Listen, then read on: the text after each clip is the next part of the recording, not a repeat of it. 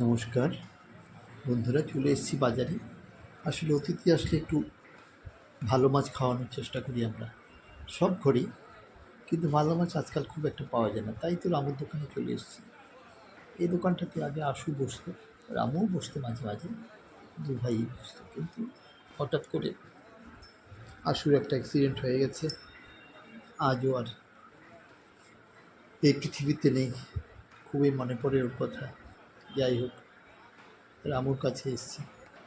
রামু বলল, দাদা আমি মাছ দিচ্ছি, আপনি নিয়ে যান, খেয়ে বলবেন। আর পয়সা এখন দিতে হবে না, খাওয়ার পরে পয়সা দেবেন। এত বিশ্বাস করে ছেলেটা, খুবই ভালো, অমায়িক ব্যবহার। তবে যথাসম্ভব চেষ্টা করে কম দাম রাখার, বিশেষ করে আমার থেকে। আমি ওর থেকে প্রায়ই আনি। তো দেখলাম পিস করলো, টোটাল 3টা মাছ নেওয়া, 2টো ছোটো মাছ আর একটা বড় মাছ। বলছি বড়টা নিয়ে যান, আমি দিচ্ছি, আর ছোটোগুলো নিন। দেখবেন বড়টার চাইতে ছোটোগুলোই ভালো হবে।